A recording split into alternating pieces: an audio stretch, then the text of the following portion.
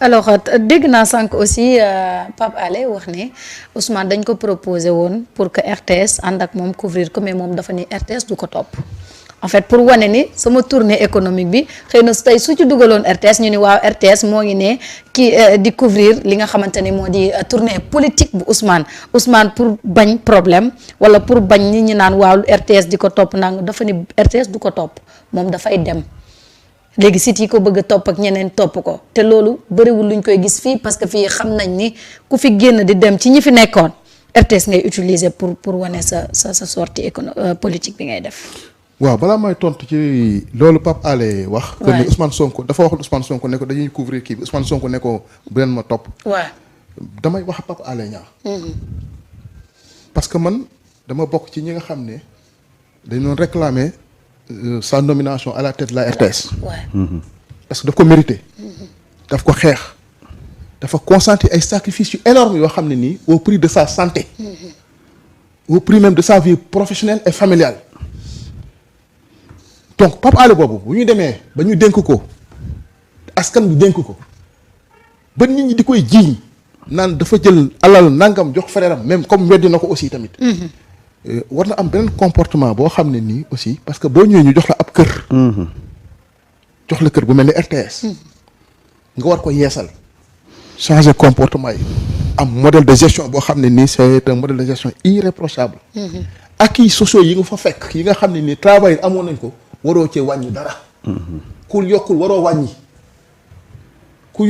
wàññi. ensuite am na yeneen yoo xam ne ñu ngi koy wax naan dafa supprimer les structures de contrôle. et de gestion mais yooyu yu ñu war a waxaat la Sénégal na le seul problème xam nga mooy lan du ma ko wax Sénégal sax moom mooy chez les patriotes surtout la am patriotes yi booy critiquer un autre patriote dañuy jàpp que ne yow da nga ko contre man am na benn poste bu ma def keroog benn waay na ma Pape Sadio lorgne le poste de Pape Alé Niang c'est-à-dire que Sénégal yooyu moo war a jógee Pastef ñi ñu dénk ñi nga xam ne nii ils sont investis de la confiance du premier ministre et du chef de l'État bu ñu dëngalee da ngeen leen traité comme ni ñu daan traité ñi nga xam ne ñoom ñooy waa APR nekkoon fi di pasale alal suñu réew mi. lii mooy dëgg mooy yoon. il faut cesser c'est ce qu'on appelle ce patriotisme de parti. ce patriotisme de parti il est contre-productif. ñi ñu dénk ñi nga xam ne nii ils ngi issus de nos entrailles. issus du parti. bu ñu leen dénkee li ñu leen dénk ñu ngi koy laam-laamee wala setul nañ leen xeex comme ni ñu doon xeexee nguur gi fi ñu nekkoon. mais mënoo ñëw dans ñu jox la une entreprise publique nit ñi commencé di wax ñu ne non dañ ko contre non il faut ces choses là yooyu dafa war a jógee. dafa war a jógee. waaye parce que ñoom jàpp nañ ne man de je le combattrai de toutes mes forces. demuma RTS dugguma RTS man ñi ma xam nañ ni du ay poste bu ma tax a jóg. bu doon ay poste moo tax a jóg sama les gens ils savent du ma ci sori. mais cette forme de ce patriotisme de parti là. nga xam ne dañ naan way nit ki way Pastef la bokk dañ ko war a protéger non yooyu daf fi war a jóge ça doit cesser une bonne fois pour toutes. parce que nous avons un devoir de veille citoyenne. suñu xaalis ku ñu ko jox structure état bu muy direction générale muy ministère ku ñu ko jox na nga ko war a yor bu sellin ñun loolu mooy tax ñu mën a siggi suba. xool militants yi loolu mooy tax ñu mën a siggi suba xool suñu nawle yi. ah mais je pense que et puis ça c'est le label Pastef. c'est-à-dire que Pastef c'est un parti où on se dit la vérité ak nag foo mënti nekk ak posture boo mënti am. Pastef loolu la jaay sénégalais loolu la jaay sénégalais et ça je l'ai dit képp ku ñu dénk te doxaloo que tu sois du Pastef ou allié du Pastef. c'est-à-dire que nañu doon critiquer régime bi fi nekk nañ doon doxalee noonu lañ la war a critiquer et moi je pense que tey boo xoolee même boo xoolee. ci yenn forum yi mais tu vois que y a des patriotes yoo xam ne ils sont très très durs avec Pape Alé. ils sont très durs parce que nag la ñu doon xeex démb du ñu ko nangul kenn tey il faut pas que les gens pensent que nag bu nit critiquer rek daf ciy wut intérêt wala dafa am benn combat personnel non il faut qu'on évite ça fii ba ñuy critiquer la gestion de Macky Sall dañ ko doon critiquer au nom de ñun Sénégal bi ñu bokk. te loolu mooy continuer man wax naa ko fii waxati ko à chaque fois que y a un problème ñu ne non boo gisee DG bi mënul doxal kulunaa ya fa nekkal 2 ans après yow kulunaa yi ñoo lay teree doxal tout le temps mais bu fekkee loolu la yow bu fa nekk bu fekkee ne les Koulinas continuent à avoir un aussi grand pouvoir mais yow kon fal bi ñu la fal lan moo fay mais Samba Ndiaye xam nga dafa am lu ma faral di wax souvent. c'est-à-dire qu'il y a un principe que loo xam ne Ousmane Sonko daf ko réussir moom mooy le principe de la redevabilité. c'est-à-dire que Ousmane Sonko a participé à l'émergence d'une nouvelle conscience citoyenne qui fait que aujourd'hui ku ñu jox alalu réew mi tey jii nii yaa ngi góorgóorlu di xool naan man kat fii boo fi jógee kenn du ma joxoñ parce que man je fréquente beaucoup de ministres ñu ci bëri samay waay lañu mais koo ci wax dinaan la man sama ndam mooy suba bu ñuy joxee les rapports des cours de contrôle bu ma si kenn tudd ministres yu bëri yu ma gis yi may échanger yooyu lañ lay wax ça veut dire que maintenant les gens ñi incarnent certaines valeurs. Ousmane Sonko sur ce plan là am na loo xam ne def na ko. réussir na ko au cœur de l'État réussir na sur ce plan là. mais nag ça ne veut pas dire que ne Pastef dañ fa war a nekk nit ñi di soutenir un régime. mu am kenn koo xam ne nii dañ koo jiñ dans le cadre de la RTS su ma noonu Pape Alé Niang li ma war a njëkk a def mooy rendre le tablier le temps que les corps de contrôle def seen liggéey. parce que pour moins que ça Cheikh Dieng a été démis de ses fonctions pour moins que ça. munoo nekk à la RTS nit ñi dinay jiñ loo xam ne nii c'est gros la ficelle elle est grosse. c'est la vérité ou c'est pas la vérité nañu leeral li nga xam ne moom moo nekk à la tête de la RTS. ñaareel bi travailleurs yi acquis sociaux yi ñu amoon nañ leen ko delloo waat man lii laa gëm lii mooy dëgg. mais Sénégal boo fi taxawee di critiquer koo xam ne dafa bokk Pastef dañ lay jàppee que ni tu rames à contre-courant du projet la critique elle est consubstantielle à l'activité politique. man de par sama formation de par ma formation je suis critique.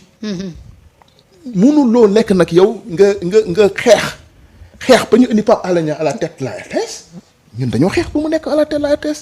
vraiment parce que dañoo jàppoon que ni mérité na ko. dañu jàpp que ni vie son parcours sacrifice yi mu def des sacrifices individuels sacrifice yi mu def au niveau de sa famille et même sa santé. nga dem ba yow léegi ñu lay critiquer yéen di lay joxoñ yi li nga war def moom mooy que ne nga ci rend le tablier tant que ñu leeral loolu ensuite. nañu jàpp que ni désormais képp koo xam ne nii te issu des rangs du Pastef ñu jox la ay responsabilités boo ko doxul nu nga ko war a doxalee dañ nan la xeex comme nañ laan xeexee les DG de Macky Sall yi fi nekkoon yoo xam ne dañ naan passer alalu réew mi. ça ne veut pas dire que damay accuser Pape Alé Niang waxuma ko accuser wu ma ko dara. mais dama ne boo ñu la joxee am mbir nga nekk un symbole dans une société. parce que Pape Alé Niang c'est un symbole la woon symbole de courage symbole de loyauté symbole politique. mais boo demee ba léegi yow nga commencé nit ñi di la critiquer ñu lay tegal ay vaar li waroon moom ngay delloo li la joxoon le temps que ñu leeral ko après parce que loolu mooy ndam. loolu mooy ndamam loolu mooy setal deram. d'accord li mooy dëgg moom mooy yoon. d'accord mais nag nit ñi jàpp que ne désormais li fi amoon dootu fi amati. c'est terminé des ministres ñi fal comme ça ñu ñëw taxaw ñu naan non waa ji Pastef la bokk bu ñu ko kii c'est terminé. c'est terminé. alors Samba sur ce côté-là moi je ne maîtrise pas trop le problème fondamental de la RTS.